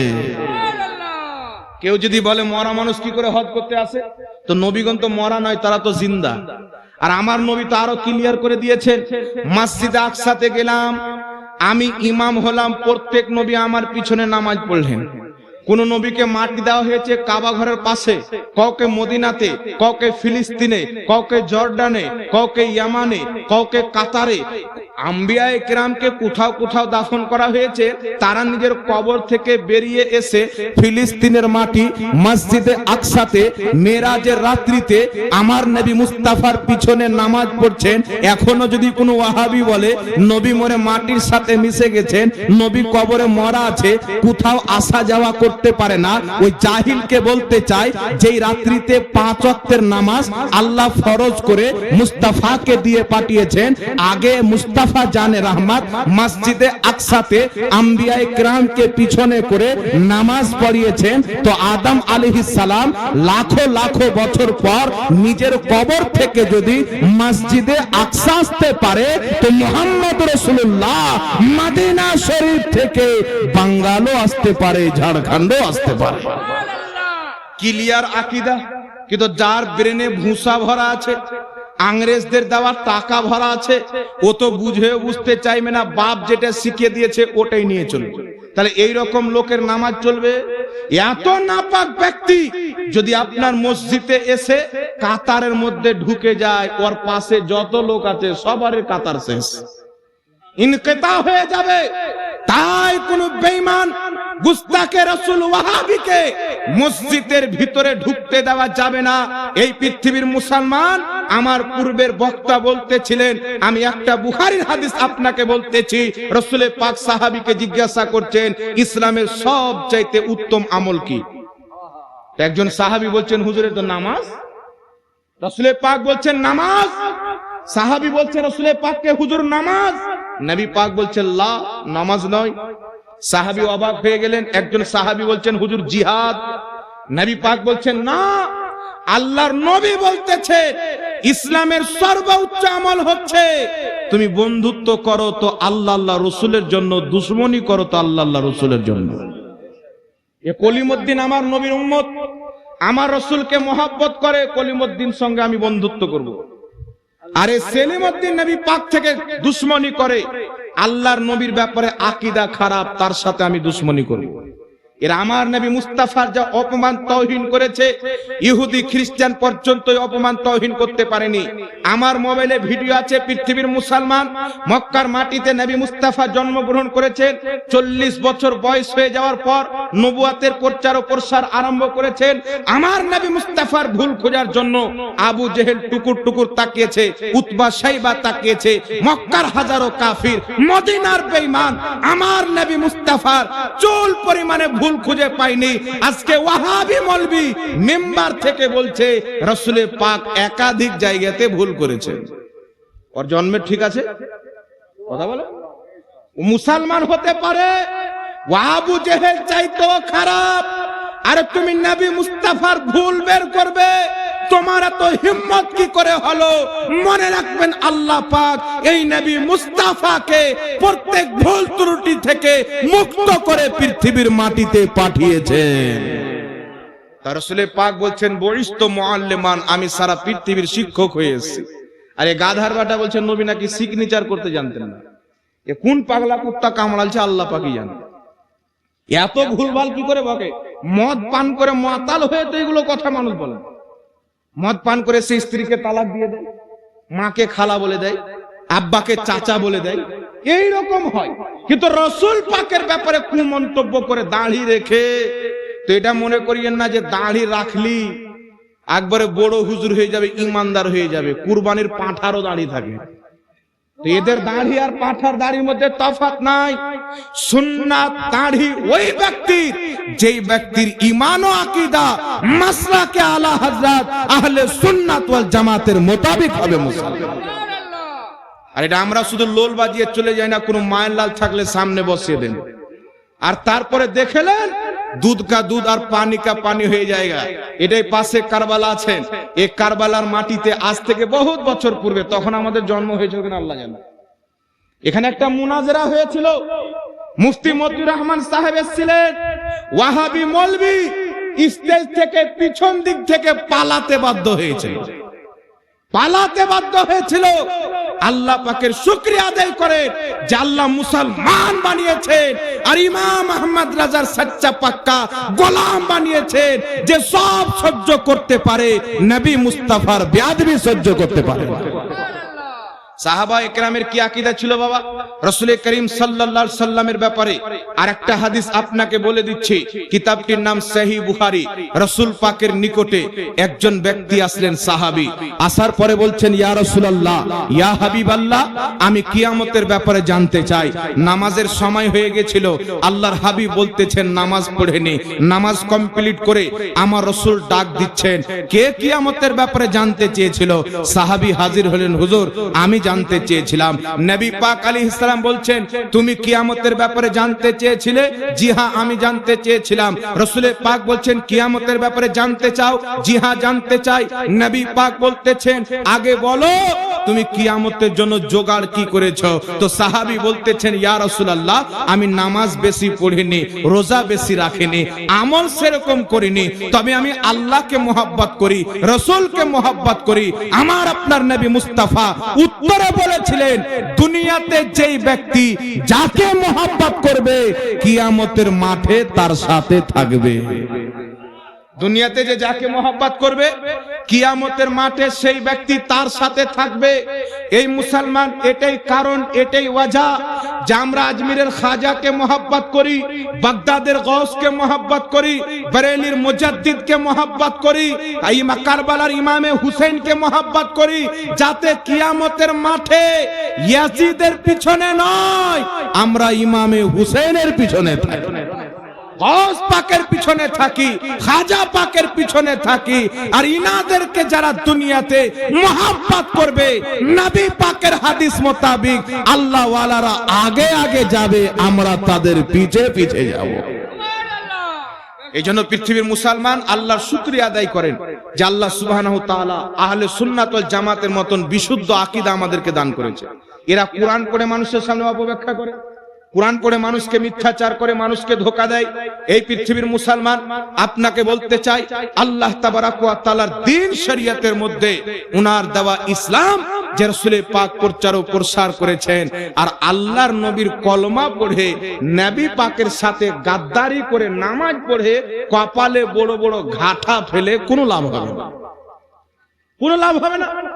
এরা মানুষকে বুঝাতে চাচ্ছে জানাজার পরে দোয়া, দাফন করার পরে দোয়া, 4 দিনে চাহরম, 40 দিনে 40, 20 দিনে 20, বছর বছর 12 কি, এগুলা সব বিদআত আহমদ রাজা চালু করেছে। এটা এরা মানুষকে বুঝাতে চায়, কিন্তু এইগুলো আলা হাজার চালু করেননি। জানাজার পরে দোয়া মুহাম্মদ রাসূলুল্লাহর জামানাতে চালু হয়েছে, দাফনের পরে দোয়া নবী মুস্তাফা করতে বলেছেন, আর ইসালে সওয়াব সাহাবী অনুমতি নিয়েছেন, আর আমার আপনার নবী করার ইজাজত দিয়েছেন। এখানে একটা মাসলা ক্লিয়ার করে দিই বাবা, ওয়াহাবি যখন মরে বলে আমরা 40 চাহরম করি না, বলে কি বলে না, আর আমরা করলে টানা দেয় এইগুলো নবী করেননি, সাহাবী করেননি। মানে কত সাফ আর সাফাফ, পবিত্র বেটা মায়ের পেট থেকে জন্ম নিয়েছেন, কোনো আর ভুল নাই। ওকে দুধ দিয়ে 7 বার করে ধুয়েছে, আর ওর যদি আকীদা পড়েন তো বলতে বাধ্য হবেন উতুল্লিন বাদা জালেকা জানি, যে দুনিয়াতে শুদ্ধভাবে আসেনি, বেশুদ্ধ ভাবে এসেছে। তাই তো ওয়াহাবি আকীদা লালন করেছে। এই পৃথিবীর মুসলমান, আমি আপনাকে কয়েকটি হাদিস বলতে চাই। ইমাম তাবরানী রাহমাতুল্লাহ আলাইহি মুআজামুল কাবীর লিত তাবরানীর মধ্যে হাদিসটিকে উল্লেখ করেছেন। ইমাম ইবনে হাজার আসকালানী বুখারী শরীফের শারা ফাতহুল বারীতে হাদিসটিকে হাসান বলেছেন। ইমাম বদরুদ্দিন আইনি নিজের কিতাব বুখারী শরীফের শারা উমদাতুল কারীতে হাদিসটিকে হাসান বলেছেন। রাসূল পাক বলতেছেন, যখন তোমরা মৃত্যু ব্যক্তিকে দাফন করে দিবে, সেই মৃত্যু ব্যক্তির কবরের পায়ের সাইডে সূরাতুল ফাতিহা পাঠ করো, আর মাথার সাইডে সূরাতুল বাকারা পাঠ করো। এই আদেশ রাসূল পাক দিয়েছেন। ইমাম মালিক, ইমাম আহমদ বিন হাম্বল, ইমাম আবু হানিফা, ইমাম শাফি, আহলে সুন্নাত ওয়াল জামাতের 4 মাযহাব একমত যে কবরস্থানে মৃত্যু ব্যক্তির ইসালে সওয়াবের জন্য কোরআন পাঠ করা জায়েজ। ইসালে সওয়াবের জন্য কোরআন পাঠ করা যায়, আর অসংখ্য হাদিস দ্বারা প্রমাণিত আছে। কিন্তু এরা কি বলবে, হ্যাঁ জিয়ারত করতে যাওয়া যাবে না, কোরআন পড়া যাবে না, তো নবী পাক বলছেন পাঠ করো, এরা বলছে যাবে না। এরা নবীর শরীয়ত মানে না খ্রিস্টানের শরীয়ত মানে? আফসোস হয় বিরাদর ইসলাম, একটা টাই পড়নেওয়ালা ইংরেজি কুত্তা এসে যদি বলে দেয় ওটাই ওদের শরীয়ত, আর মুহাম্মদ রাসূলুল্লাহ বলেছেন ওটা ওদের ইসলাম নয়, তো এই রকম ইসলামকে আমরা তালাক দিই যে নবী মুস্তাফার ইসলামের বিপক্ষে যাবে। আমরা ওই ইসলামকে মানি যে ইসলাম 1450 বছর পূর্বে পেটে পাথর বেঁধে মুহাম্মদ রাসূলুল্লাহ প্রচার করেছেন মুসলমান। আল্লাহর নবী সাল্লাল্লাহু আলাইহি সাল্লাম বলছেন সহিহ ইবনে হিব্বানের হাদিস, যে হাদিসকে ইমাম হাকিম সহ একাধিক ইমাম সহিহ বলেছেন, তোমরা মৃত্যু ব্যক্তির পাশে সূরা ইয়াসিন পাঠ করো, কবরস্থানে কুরআন পাক তেলাওয়াত করো। রাসূল পাক হুকুম দিয়েছেন, তাই আমরা আহলে সুন্নাত ওয়াল জামাত মাটি দিতে গিয়ে তারপর রাসূল পাক সাল্লাল্লাহু আলাইহি সাল্লামের হাদিস মোতাবেক জিয়ারত করতে গিয়ে কবরস্থানে কুরআন পাঠ করে মৃত্যু ব্যক্তির নামে বকশে দিই। আবার মৃত্যু ব্যক্তিকে মাটি দিয়ে আসার পর 4 দিন পর 40 দিন পর যারা কুরআন পড়তে জানে, মাদ্রাসার তালিবে ইলমকে ডেকে কুরআন পড়তে জানে তাদেরকে ডেকে পিতা মাতা আত্মীয় স্বজনের নামে ইসালে সাহাবের উদ্দেশ্যে কুরআন খানি করি, কুরআন পাঠ করি। এরা বলতে চায় যে সম্মিলিতভাবে কুরআন পাঠ করা ইসালে সাওয়াবের জন্য হারাম, বলে নাউজুবিল্লাহ। এরা বলছে সবাই মিলে একসঙ্গে বসে কুরআন তেলাওয়াত করা ইসালে সাওয়াবের জন্য হারাম, কিন্তু আমি প্রমাণ করব যে সম্মিলিতভাবে কুরআন তেলাওয়াত করা ইসালে সাওয়াবের উদ্দেশ্যে এটা হারাম নয়, ইজমা দ্বারা প্রমাণিত। ইজমা কাকে বলে বাবা? 1200 বছর পূর্বে সমস্ত মুসলমান যেই বিষয়ের প্রতি একমত ছিলেন, কাউরির কোনো বিরোধ ছিল না। কত বছর পূর্বে? 1000 বছর পূর্বে। ইমাম ইবনে কুদামা রাহমাতুল্লাহ আলাইহি আল মুগনি কিতাব, সৌদি আরবের ছাপ, সেই কিতাবের মধ্যে উল্লেখ করেছেন, কি উল্লেখ করেছেন? যুগ যুগ থেকে মুসলমান শহরে দিহাতে মানুষের ইন্তিকালের পর যারা কুরআন পাঠ করতে জানে তাদেরকে ডেকে একত্রিত হয়ে সম্মিলিতভাবে ইসালে সাওয়াবের উদ্দেশ্যে কুরআন পাঠ করে, আর এর সওয়াব মৃত্যু ব্যক্তির কবরে যায়, ফলে মৃত্যু ব্যক্তি উপকৃত হয়। ইজমাউল মুসলিমিন, এই বিষয়ে মুসলমানদের ইজমা আছে, জোরে বলুন সুবহানাল্লাহ। সুবহানাল্লাহ। বেশক এই বিষয়ে মুসলমান হচ্ছে একমত। আরেকটি কিতাব তাফসিরে মাজহারির মধ্যে সানাউল্লাহ পানিপাতি রাহমাহুল্লাহ লিখতেছেন, কুরআন খানি করা ইসালে সাহাবের উদ্দেশ্যে জায়েজ, এই বিষয়ে মুসলমানদের ইজমা আছে। এই জন্য পৃথিবীর মুসলমান মানুষের ইন্তিকালের 4 দিন পর 6 দিন পর কুরআন পাঠ করে বকশানো, এটা আজকের ওয়াহাবি ইসলামে জায়েজ নয়, 1200 বছর পূর্বের মুহাম্মদ রাসূলুল্লাহর ইসলামে জায়েজ আছে। আমরা কোনটা মানবো ভাই? আমরা পড়ালেখা করে তো ভুল পথটা আর নিতে পারি না, না কি বলেন? আর এরা বলছে মরা গরু কি আর চারা খায়? এক জায়গায় মাটিতে গিয়েছে তো মৃত্যু ব্যক্তির সন্তান দাঁড়িয়ে বলছে আমার বাপের ইসালে সাওয়াবের জন্য একটা অনুষ্ঠান হবে 4 দিন পর, আপনারা সকলে আসার চেষ্টা করবেন। তো একজন ব্যক্তি পিছন দিকে ওয়াহাবি দুম কাটা বলতেছে মরা গরু কি আর চারা খায়? তো আর একজন সুন্নি লোক বলছে তোর বাপ মা মরলে গরু হয়ে যায়, কুত্তা হয়ে যায়, শিয়াল হয়ে যায়, খাই না, আমাদের বাপ মা মরলে বাপ মাই থাকে, আমাদের চারা খাই। সুবহানাল্লাহ। উত্তরটা কত সুন্দর দিয়েছেন না, কি বলেন বাবা? জৈসে কো তৈসা, একে বলে বিহারি ভাষাতে জৈসে কো তৈসা। আলহামদুলিল্লাহ। মনে রাখবেন পৃথিবীর মুসলমান, আমার আপনার নবী সাল্লাল্লাহু আলাইহি সাল্লামের জামানায় 2 ধরনের লোক মরতো, একটা কাফির মরতো আর সাহাবায়ে কেরাম ইন্তিকাল করতেন, ঠিক না? সাহাবায়ে কেরাম ইন্তিকাল করতেন। আবু জেহেল, উতবা, সাইবা মরেছে, তাদের নামে কোনো দোয়া খায়ের বা কিছু হয়েছে এটার কোনো দলিল কোনো মায়ের লাল দেখাতে পারে না। তবে সাহাবায়ে কেরাম ইন্তিকাল করেছেন। হযরতে সাদ বিন আবাদার মা ইন্তিকাল করেছেন, রাসূল পাকের দরবারে হাজির। আবু দাউদ শরীফ কিতাবে সহিহ সনদে হাদিসটি বর্ণিত হয়েছে। সাদ বিন আবাদা গিয়ে বলছেন ইয়া রাসূলুল্লাহ, আমার মা ইন্তিকাল করেছেন, আমি মায়ের নামে সাদকা করতে চাই, কি সাদকা করলে ভালো হবে? রাসূল পাক বলছেন পানি সাদকা করো। তিনি মায়ের নামে একটা পানির কুয়া দান করে দিলেন, আর বলা হলো হাদিহি লে উম্মে সাদ, এই কূপটি হচ্ছে সাদের মায়ের জন্য, পানি পান করবে বিশ্বের মানুষ, সওয়াব তিনার মায়ের কবরে যাবে। বুঝা কি গেল? পৃথিবীর মুসলমান পিতা মাতার ইন্তিকালের পর সাহাবায়ে কেরাম ইসালে সাহাবের উদ্দেশ্যে মানুষের পানি পান করার ব্যবস্থা করেছেন, কিন্তু আবু জেহেল মরেছে, তার কিছু করা হয়নি। আবু জেহেল মরেছে, উতবা সাইবা মরেছে, তার কিছু করা হয়নি। তো ইসালে সওয়াব 40 চাহারো মুসলমানদের জন্য করা জায়েজ, আবু জেহেলের পার্টির জন্য করা না জায়েজ। সুবহানাল্লাহ। বেশক তাহলে আবু জেহেলের তরিকা কে নিয়েছে আর মুসলমানদের তরিকা কে নিয়েছে বাবা? সাহাবীদের তরিকা আমরা নিয়েছি, আর রাসূল পাক বলছেন মা আনা আলাইহি ওয়া আসহাবি, 73টি ফিরকা দলের মধ্যে ওই দলটি জান্নাতে যাবে যে দল আমার সাহাবীর তরিকাতে চলবে। সুবহানাল্লাহ বলতে সুবহানাল্লাহ। জোরে সুবহানাল্লাহ হবে না? রাসূল পাক সাল্লাল্লাহু আলাইহি সাল্লাম বলতেছেন, মিশকাতুল মাসাবির হাদিস, আল্লাহর নবী বলছেন, ইদা সাল্লাইতুম আলাল মাইয়্যিতি ফাআখলিসু লাহু দুআ। যখন তুমি জানাজার নামাজ কমপ্লিট করে নিবে তো সেই মৃত্যু ব্যক্তির জন্য দুআতে পরিশ্রম করো, দোয়া করো, খালিস দোয়া করো। তো জানাজার নামাজের পর দোয়া করতে রাসূল পাক বলছে। স্বয়ং ওয়াহাবিদের ইমাম আনোয়ার শাহ কাশ্মীরি বুখারী শরীফের ব্যাখ্যা করতে গিয়ে লিখতেছে, জানাজার নামাজের পর হাত তুলে দোয়া করা এটা জায়েজ আছে।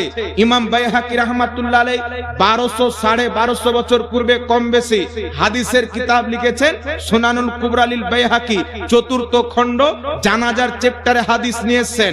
মাওলায়ে কায়নাত নবী পাকের দামাত হাসনাইন কারিমাইনের পিতা হযরতে আলী কাররামাল্লাহু ওয়াজহুল কারীম জানাজার নামাজ পড়াতেন। সালাম ফিরার পর মৃত্যু ব্যক্তির নিকটবর্তী হয়ে তার জন্য দোয়া করতেন। একই কিতাবের একই চ্যাপ্টারের একই জায়গাতে হাদিস, হযরতে আবু হুরায়রা জানাজার নামাজের সালাম ফিরানোর পর এক্সট্রা মৃত্যু ব্যক্তির জন্য দোয়া করতেন। তাহলে পৃথিবীর মুসলমান এখান থেকে কি প্রমাণ হয়? জানাজার নামাজের পর দোয়া করা নাজায়েজ প্রমাণ হয় না জায়েজ প্রমাণ হয়? এই হাদিস দ্বারা তো সাহাবীদের সুন্নাত পালন হয়, সাহাবীদের সুন্নাত প্রমাণিত হয়। কিন্তু কিছু দুমকাটা ওয়াহাবি বেরিয়েছে, জানাজার নামাজের পর দোয়া করলে বলে জানাজার নামাজিতে একটা দোয়া, আবার দোয়া করার দরকার কি? তো আমরা যদি 2 বার দোয়া করি তো তোর বাপের কি হলো? জানাজার নামাজ একটা দোয়া, দ্বিতীয়বার দোয়া দরকার কি? এটা হযরতে আলী বুঝলেন না, জানাজার পর দোয়া করলেন। হযরতে আবু হুরায়রা বুঝলেন না, জানাজার পর দোয়া করলেন। আর নবী পাকের দ্বিতীয় খলিফা আমিরুল মুমিনিন হযরতে ওমর ফারুক থেকে হাদিস এসেছে। আল বাদাউস সানায়ে কিতাবের মধ্যে ইমাম কাসানি উল্লেখ করেছেন, হযরতে ওমর ফারুক একটি জানাজার নামাজ পড়তে উপস্থিত হলেন। দেখছেন আল্লাহর নবী জানাজা পড়িয়ে দিয়েছেন, জানাজা হয়ে গেছে। তো হযরত ওমর ফারুক বলছেন, ইয়া রাসূলুল্লাহ, ইয়া হাবিবাল্লাহ, আপনি যদি অনুমতি দেন তো আমি কি দ্বিতীয়বার জানাজা পড়ে নেব? রাসূল পাক আলাইহিস সালাম বলছেন, দ্বিতীয়বার জানাজার নামাজ হয় না, তবে তুমি মৃত্যু ব্যক্তির জন্য দোয়া করতে পারো। আল্লাহু আকবার কবীরা। হযরতে ওমর ফারুক ওই লাশের পাশে দাঁড়িয়ে সবাই মিলে একসঙ্গে ওই মৃত্যু ব্যক্তির জন্য দোয়া করলেন। সুবহানাল্লাহ। বেশক আল্লাহর নবী জানাজার নামাজ হয়ে যাওয়ার পর দাফনের পূর্বে লাশের পাশে গোল হয়ে দাঁড়িয়ে দোয়া করার অনুমতি দিচ্ছেন। হযরতে ওমর ফারুক দোয়া করছেন, আর ওয়াহাবি মোল্লা বলছে জানাজার পর দোয়া করা বিদআত। ওর উপরে ট্রাক্টর চালানোর দরকার আছে না? কত বড় নিমক হারাম! এই জন্য আপনাকে বলি, পৃথিবীর মুসলমান আল্লাহর সৃষ্টিতে সবচাইতে নিকৃষ্ট জাত হচ্ছে ওয়াহাবি। এর থেকে দূরে থাকতে হবে। আপনি মনে করবেন একে বুঝিয়ে দিব, এ বেটা বুঝবে না। নবী পাকের চাঁদ 2 টুকরা করা দেখে আবু জেহেল মানতে পারে না, মুঠে পাথর কলমা পড়ছে। আবু জেহেল জাদু বলে উড়িয়ে দিচ্ছে, বিশ্বাস করে না। নবী পাকের এতগুলো মুজিজাকে দেখে, আরে যে রাসূল পাককে দেখে বড় বড় সাহাবী কলমা পড়ে মুসলমান হয়েছে, শুধু দেখে কিছু বলতে হয়নি। আর নবী পাকের শত শত মুজিজাকে দেখে নবী পাকের পরশিতে থেকে আবু জেহেল মুসলমান হচ্ছে না। আবু লাহাব নবী পাকের আপন চাচা হয়ে নবী পাককে মানতে পারছে না, তাহলে তার আওলাদ আজকে নবী মুস্তাফার হাদিস কি করে মানে? সুবহানাল্লাহ। বেশক বাহ বাহ, কি বাত কি বাত। এদের ফের নাম দেখলেন প্রত্যেকদিন সকালবেলা ফজরের পর নাম চেঞ্জ। জি, আমাদের ভারতে এমন ধর্ম আছে প্রত্যেকদিন ভগবান চেঞ্জ হয়, হয় কি হয় না? প্রত্যেকদিন নতুন নতুন আসে। ওরকম হচ্ছে ওয়াহাবি জাত, এর নাম আগে হচ্ছে ওয়াহাবি, তারপর দিচ্ছে মুহাম্মাদি, তারপর দিচ্ছে গায়র মুকাল্লিদ, তারপর দিচ্ছে আহলে হাদিস, তারপর দিচ্ছে সালাফি। আগামীতে জাহান্নামের কুকুর দিবে নাকি আল্লাহ জানে। এইরকম নাম রাখে। আর এদের কয়েকটা পাগলা কুত্তা বাড়িয়েছে। आला हजरत बोलছেন कोई क्यों पूछे तेरी बातें रजा तुझसे कुत्ते हजार फिरते हैं। तो এদের একটা গুদর মুন্সি মৌলবি বলছে যে বেরেলভিরা হচ্ছে কুকুর। বুঝে কেন? তাদের ইমাম আহমদ রাজা নিজেকে কুকুর বলেছে, আর ওদেরই আওলাদেরা জাহাঙ্গীরেরা হলো কুকুরের বাচ্চা এইভাবে বলছে, আর ওরা নিজেকে আহলে হাদিস বলছে। তো আহলে হাদিসের দুইজন ইমাম দুটি কিতাবের মধ্যে কি লিখছে? একটি কিতাবের নাম হচ্ছে সিরাজাম মুনির, এই কিতাবের মধ্যে তাদের একজন ইমাম নিজেকে নবীর দরবারের কুকুর লিখছেন। আরেকটি কিতাবের নাম হচ্ছে সিরাতে বুখারী, তাদের আরেকজন ইমাম নিজেকে নবীর দরবারে কুকুর লিখছেন। তো আলা হযরত একবার কুকুর বলেছেন, তো আমরা যদি কুকুরের বাচ্চা হয়ে যাই, ওদের দুইজন ইমাম কুকুর বলেছেন, তাহলে ওরা কুকুরের বেজন্মা বাচ্চা হবে নাকি? ডবল কুকুরের বাচ্চা হবে কি হবে না বল? ইনশাআল্লাহ। জি, তো আমাদের প্রতি আঙুল তুলতে গেলে নিজের বাপ দাদার লুঙ্গিটা ঝেড়ে চেক করতে হবে, পায়খানা তো লাগা নাই। জি, আলহামদুলিল্লাহ, আল্লাহ পাকের শুকরিয়া আদায় করি, আমাদের ইমামের জীবনে কোনো দাগ নাই। সুবহানাল্লাহ। আপনি তো আপনি अगयार भी उनकी तारीफ में मशगूल है। ইমাম আহলে সুন্নাত রাহমাতুল্লাহ আলাইহির ব্যাপারে দেওবন্দ বলতেছেন, দেওবন্দীদের মুজাদ্দিদ আশরাফ আলী থানভী আশরাফুস সামানে কিতাবের মধ্যে লিখতেছে, मैं तो कुत्ते और सुअर से भी बदतर खराब हूं। আশরাফ আলী থানভী দেওবন্দের মুজাদ্দিদ লিখছে, আমি কুকুর এবং সুয়ার চাইতেও নিকৃষ্ট খারাপ। তো আলা হযরত নবীর দরবারে নিজেকে কুকুর বললে যদি আমরা কুকুর হয়ে যাই, তো এদের মুজাদ্দিদ বলছে কুকুর আর সুয়ার চাইতেও খারাপ, তাহলে তারা কি হলো? সুয়ার চাইতে খারাপ হলো কি হলো? জি। আর ওদের খলিল আহমদ আম্বেঠি নিজেকে বলতেছে, তাজকিরাতুর রশিদে তাদের মৌলভী লিখছে, খলিল আহমদ আম্বেঠি খানকায়ে রশিদিয়া রশিদ আহমদ গাঙ্গোহীর দরবারে বলছে, আমি এই দরবারের কুকুর। সুবহানাল্লাহ। আল্লাহ তো নবীর দরবারের বলেছেন, এ বেটা তো আর মৌলভীর দরবারের কুকুর বলছে, তাহলে এ তো শুধু কুকুর হবে না, পাগলা কুকুর হবে না, কি বলেন? তো আল্লাহ জাতিকে হেদায়েত দান করুক, সকলে পড়ুন আল্লাহুম্মা আমিন। এই জন্য পৃথিবীর মুসলমান হুজুরে তাজুস শরিয়া বলছেন, মাসলা কে আলা হযরত पे कायम रहो, जिंदगी दी गई है इसी के लिए, जिंदगी ये नहीं है किसी के लिए, जिंदगी है नबी की नबी के लिए, और नबी से जो हो बेगाना उसे दिल से जुदा कर दे, पितर मादर बिरादर मालो जा सब कुछ नबी पर फिदा कर दे, जहां बानी अता कर दे भरी जन्नत हिबा कर दे, नबी मुख्तार कुल है जिसको जो चाहे अता कर दे। আলহামদুলিল্লাহ, এটা রাসূল পাক সাল্লাল্লাহু আলাইহি সাল্লামকে আল্লাহ পাওয়ারফুল বানিয়ে পাঠিয়েছেন। নবী পাক বলছেন বুখারীর হাদিস, ইন্নাল্লাহা ইউতি ওয়া ইন্নামা আনা কাসিম, নিশ্চয় আল্লাহ দেনেওয়ালা, আমি নবী হচ্ছি বাটনেওয়ালা। একটু সুবহানাল্লাহ হবে না বাবা? বলছে আল্লাহ দেনেওয়ালা, আমি নবী হচ্ছি বাটনেওয়ালা। জি, শয়তানের ভেজা যখন ব্রেনে চলে আসে, তখন এরা মগজমারি করে মানুষকে বোকা বানায়। কিভাবে? আল্লাহ ডাইরেক্ট শুনতে পায়। নবী পাককে জিজ্ঞাসা করা হলো, আল্লাহ কোথায়? তো আল্লাহ বলছেন, হাবিব, যখন তোমাকে আমার ব্যাপারে কেউ জিজ্ঞাসা করবে আল্লাহ কোথায়, তো তুমি বলো তাদের চামড়ার চাইতে নিকটে আমি আছি। তো আল্লাহ যখন এতই নিকটে আছে, তো নবীর কাছে চাহার কি দরকার আছে নাকি বাবা? তো কথা তো প্রকাশ্যে মনে হচ্ছে ঠিকই, আল্লাহ আমাদের চামড়ার চাইতে নিকটে ডাইরেক্ট দিতে পারে, সব ক্ষমতার মালিক আল্লাহ। তো নবীর কাছে কেন চাইবো? আল্লাহর কাছে চাইবো।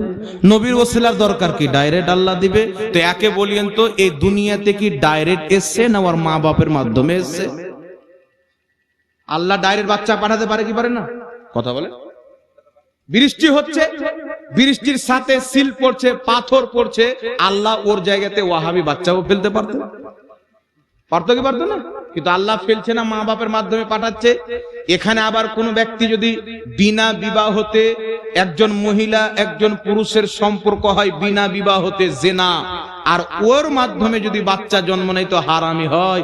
হালালি হওয়ার জন্য আর একটা ওসিলা লাগে, বিয়ে হওয়া। তো হালালির জন্য ওসিলার প্রয়োজন আছে, হারামি হলো তো নাই, না কি বলেন? কথা বলেন না রে বাবা? কোন ব্যক্তি যদি হালালি হয়, তো মা বাপের বিয়ে হয়েছে, তারপরে বাচ্চা হয়েছে, হালালি, বিয়েটা শর্ত। আর বিয়ে যদি না হয়, পৃথিবীর যে কোনো ব্যক্তির কাছ থেকে মহিলা বাচ্চা নেই, যারও সন্তান, তো মনে রাখবেন পৃথিবীর মুসলমান, হালালি হওয়ার জন্য একটা ওসিলা লাগে, বিয়ে হওয়া। আর হারামি হলে ওসিলার দরকার নাই, তো হারামিরা ওসিলা নিবে না, হালালিরা ওসিলা। আর নবী পাক সাল্লাল্লাহু আলাইহি ওয়াসাল্লামকে আল্লাহ ডাইরেক্ট কুরআন দুনিয়াতে পাঠাতে পারতেন, পারতেন কি পারতেন না? কোরআন পাক আল্লাহ ডাইরেক্ট পাঠাতে পারতেন। আল্লাহ বলছেন আমি যদি এই কোরআন পাহাড়ে অবতীর্ণ করতাম পাহাড় ধুলা ধুলা হয়ে যেত, কিন্তু আমি এই কোরআন মুস্তাফার সিনাতে অবতীর্ণ করেছি। না পাহাড়ে ক্ষমতা ছিল যে কোরআন পাকের বোঝ সহ্য করবে, না জমিনে ক্ষমতা ছিল, না সূর্যে ক্ষমতা ছিল। আল্লাহর সৃষ্টিতে কোরআন পাকের নুজুলকে সহ্য করার ক্ষমতা মুস্তাফার সিনা ছাড়া পৃথিবীতে কোথাও ছিল না। তো আল্লাহ কোরআন দিচ্ছেন মুস্তাফার ওসিলায়, নামাজ দিচ্ছেন মুস্তাফার ওসিলায়, রোজা দিচ্ছেন মুস্তাফার ওসিলায়, হারাম হালাল বানাচ্ছেন মুস্তাফার ওসিলায়, আল্লাহ নিজের পরিচয় দিচ্ছেন মুস্তাফার ওসিলায়। আরে সব কিছু নবীর ওসিলায় দিচ্ছেন, আর বেটা বলছে নবীর ওসিলা চলবে না।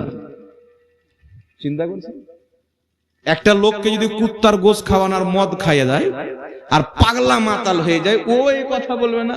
এরা দাড়ি ছেড়ে কি করে বলে? এই জন্য এদের টাইটেল আমি দিয়েছি টুপি দাড়িওয়ালা শয়তান। এখন অরিজিনাল শয়তান আর এলাকাতে নাই বাবা। ও এখন কোথাও বসে মাস্তি করছে, একজন দেখছে একজন লোক বসে আছে সিংহাসনে বিন্দাস, কোনো টেনশন নাই। জিজ্ঞাসা করছে বাবা আমাদের ভারতের প্রধানমন্ত্রী নরেন্দ্র মোদীরও টেনশন আছে যে বাঙ্গালে এবিএম মেশিন কি করে খারাপ করব, কিন্তু তোর কেন কোনো টেনশন নাই, তুমি কে? তো শয়তান উত্তরে বলছে আমি হচ্ছি ইবলিস। ইবলিস? হ্যাঁ। তো তুমি ইবলিস, তো তুমি এখানে বসে আছো, তোমার কাজ কে করছে? মানুষকে গুমরাহ কে করছে, বেঈমান কে বানাচ্ছে? তো ইবলিস বলছে যে আমি কিছু দাড়ি টুপিওয়ালা ওয়াহাবিকে খেলাফত দিয়েছে, আমার কাজ চালাচ্ছে, আমি এখন আরাম করছি। আর খলিফা এইগুলো এলাকাতে ঘুরছে বাবা, বুঝতে পারলেন? সোশ্যাল মিডিয়ার মাধ্যমে খুলবেন, মাথায় এমন করে ঘুমটা দিয়ে আসে। আর যদি দাড়িটি না থাকতো আল্লাহর কসম এই যুবকরা চিনতে পারতো না ছেলে আছে না মেয়ে আছে। এই ঘুমটার ব্যাপারে একটা হাদিস বলে দিচ্ছি, বুখারীতে, সহিহ বুখারীতে হাদিস এসেছেন, হযরতে আনাস বিন মালিক রাদিয়াল্লাহু তাআলা আনহু একটা মেম্বারে দাঁড়াইছেন, উনি বক্তব্য দিচ্ছেন। তো মেম্বারে খুতবা দিতে গিয়ে দেখছেন কিছু সাহাবী এসেছেন মসজিদে। এই সাহাবায়ে কেরাম মাথাতে টুপির উপরে এইভাবে চাদর দিয়েছেন ঘুমটা। তো হযরতে আনাস রাদিয়াল্লাহু তাআলা আনহু বলছেন তোমাদেরকে দেখে বদরের যুদ্ধের ইহুদিদের মতো লাগছে, কারণ বদরের যুদ্ধে যতগুলো ইহুদি এসেছিল তাদের সকলের মাথায় এইভাবে ঘুমটা ছিল, চাদর ছিল। সব সাহাবী চাদর না মিললে তাহলে মাথায় টুপির উপরে চাদর দেওয়া কাদের সুন্নাত? ইহুদিদের তরিকা।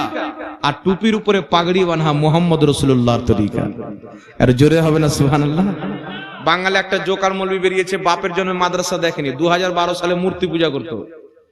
এ বেটা বলতেছে ঝাড়খণ্ডে একটা মৌলবি বেরিয়েছে 12 হাত পাগড়ি বাঁধে, তো তোর বাপের টাকার বাঁধি? হ্যাঁ, আমি 12 হাত বাঁধবো না 13 হাত বাঁধবো, আমার বাপের টাকা, আমি কত হাত বাঁধবো আমার ব্যাপার, তুই কে রে? তোমার 14 গোষ্ঠী ইহুদিদের ঘুমটা দিচ্ছে, ওদের খবরটা লে না, কি বলেন বাবা? তো বেরেনে ভুসা ভরা থাকলে যা হয়, এরা তো হেদায়েত পাবে না। আমরা দোয়া করি আল্লাহ হেদায়েত দান করে, বলেন আল্লাহুম্মা আমিন। রাসূল পাক সাল্লাল্লাহু আলাইহি ওয়াসাল্লাম বলছেন, আবু দাউদের সহিহ হাদিস, ইজা ফারাগা মিন দাফনিল মাইয়াতি ওয়াকাফাত আলাইহি ক্বালু ইস্তাগফিরু লি আখিকুম। নবী পাক বলছেন মৃত্যু ব্যক্তিকে দাফন করার পর তোমরা চলে যেও না, দাঁড়াও। দাঁড়িয়ে কি করব?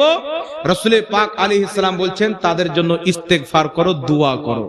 লামাযহাবীদের সবচাইতে বড় মৌলবী সৌদি আরবের ইবনে বাজ মাজমুউল ফাতাওয়াতে লিখছেন দাফন করার পর সবাই মিলে হাত তুলে দোয়া করা জায়েজ আছে। লামাযহাবীদের পাকিস্তানের মুহাদ্দিস জুবের আলী জাই ফাতাওয়া ইলমিয়াতে লিখতেছেন দাফন করার পর সবাই মিলে হাত তুলে দোয়া করা জায়েজ আছে।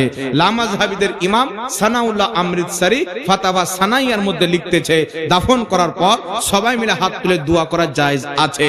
এদের বাপ দাদাও জায়েজ বলছে, কিন্তু এরা নাজেজ বলছে, কারণ সুন্নিরা করছে। যা যা সুন্নিরা করবে সব বিদআত বলো।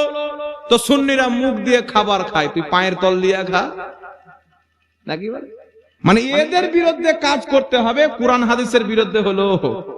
তো আল্লাহর নবী আলাইহিস সালাতু ওয়াস সালাম যেগুলো করতে বলেছেন আমরা সেইগুলো করব, তাই আমাদের নাম হচ্ছে সুন্নি। একজন আহলে হাদিস দাঁড়িয়ে গেছেন, একটাও সুন্নাত মানে না, নাম দিয়েছে সুন্নি। আমরা নবীর প্রত্যেকটা সুন্নাত মানি। তার সামনে আমি তাকবিয়াতুল ঈমান খুলে দিলাম যে তোমাদের মুজাদ্দিদ ইমাম ইসমাইল দেহলভী লিখতেছে যে আমরা সবাই আদম সন্তান, নবীরাও আদম সন্তান। আল্লাহ তাদেরকে বেশি সম্মান দিয়েছেন, তো তারা বড় সন্তান, আমাদের বড় ভাই, আর আমরা তাদের ছোট ভাই। তো নবীর সম্মান বড় ভাইয়ের মতো করতে হবে। আমি বললাম এটা কোন সুন্নাতে আছে? এটা কোন সুন্নাতে আছে? নামাজের মধ্যে হযরতে আবু বকর সিদ্দিক, বুখারীর হাদিস, মুসাল্লা ছেড়ে দিয়েছেন।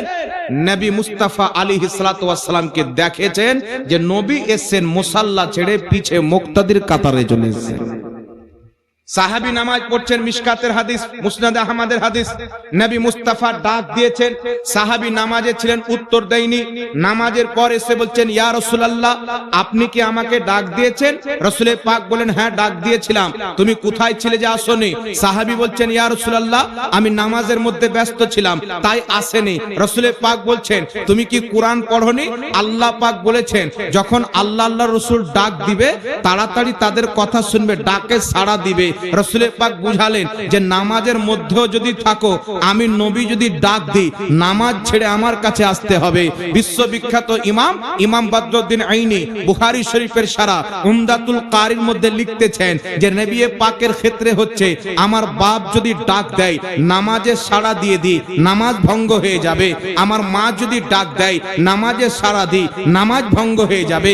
পীর ও মুর্শিদ যদি ডাক দেয় নামাজে উত্তর দিই, নামাজ ভঙ্গ হয়ে যাবে। আর মুহাম্মদ রাসূলুল্লাহ যদি ডাক দেয়, নবী মুস্তাফা ডাকে সাড়া দিলে নামাজ ভঙ্গ হবে না, বরং নামাজ আরো মজবুত হয়ে যাবে।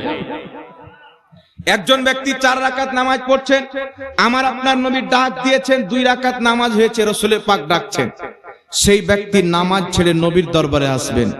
নবী বলছেন পানি নিয়ে এসো, পানি আনলেন, নবীকে উযু করিয়ে দিলেন, আল্লাহ নবীকে খাবার খুলে দিলেন, নবী পাককে জুতো পরিয়ে দিলেন, নবী পাকের চুলে কাঙ্ঘি করে দিলেন, আল্লাহ নবীর কদম চুমুন দিলেন, আল্লাহ নবীর হাত চুমুন দিলেন।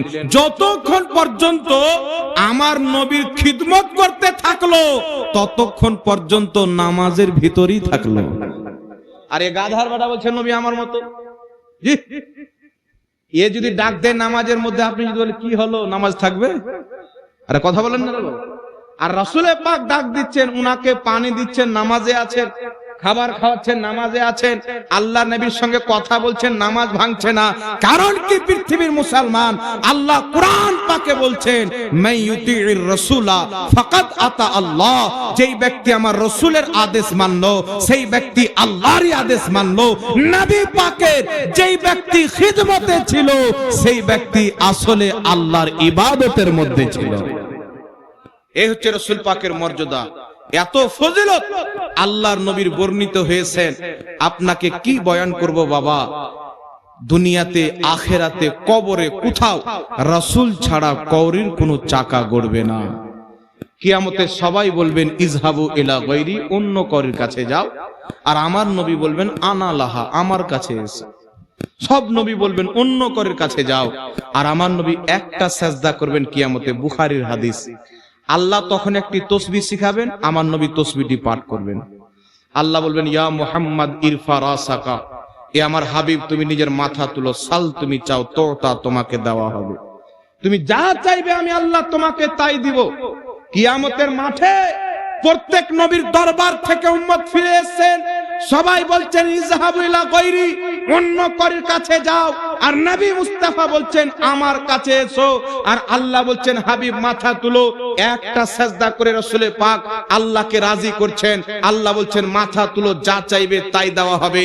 তাই বরেলির আলা হযরত বলছেন খোদা কি রাজা চাহতে हैं दो आलम, খোদা চাহতা है রাজায়ে মুহাম্মদ। সারা পৃথিবী চাচ্ছে আল্লাহকে রাজি করব, আমার আল্লাহ চাচ্ছে বন্ধু তোমাকে রাজি করব। এটা কম বড় কথা বাবা? কিয়ামতে সবাই ব্যস্ত আছে আল্লাহকে রাজি করব, আর আল্লাহ বলছেন হাবিব তুমি মাথা তুলো, যা চাইবে আমি তোমাকে তাই দেব, বাস তুমি রাজি হয়ে যাও। তো মানতে হবে যে আমার নবীর কতটা গুরুত্ব আল্লাহর দরবারে আছে।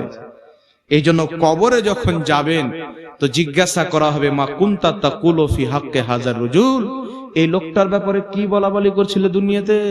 ওয়াহাবি বলবে যে আমরা বলতাম লিখতে জানতো না, আমরা বলতাম গায়েব জানতো না, পিঠ পিছনের খবর ছিল না, অমুক জানতো না, ধুমুক জানতো না। আর আমাদের মান্যকারী, আমাদের সিলসিলার লোক, আমাদের আকীদার লোক কি বলবে? आला हजरत सिखिয়েছেন सबसे औला वाला हमारा नबी, सबसे बाला वाला हमारा नबी, अपने मौला का प्यारा हमारा नबी, दोनों आलम का दुल्हा हमारा नबी। আজ পর্যন্ত পৃথিবীর মাটিতে কোনো মায়লাল এরকম প্রশংসা আমার আপনার নবীর করতে পারেননি যে প্রশংসা আলা হযরত করে দিয়েছে। উনার একটা ছন্দ সবারই তাকরীরের প্রতি, বক্তব্যের প্রতি, প্রশংসার প্রতি ভারী, सबसे औला वाला हमारा। তুমি বলছো অমুক ভালো, অমুক আচ্ছা, ये अच्छा है, वो अच्छा है। आला हजरत বলছেন सारे अच्छों में अच्छा समझिए जिसे है उस अच्छे से अच्छा हमारा नबी। लास्ट একটি হাদিস বলবো বাবা, নাকি বলেন? একটি হাদিস বলবো, তাবরানী শরীফের হাদিস, হযরতে আলী থেকে বর্ণিত। রাসূল পাক বলছেন, তোমরা নিজের সন্তানকে তিনটা জিনিস শিখাও। কাকে? সন্তান মানে জানেন তো, নিজের ছেলেকে, নিজের মেয়েকে তিনটা জিনিস শিখাও।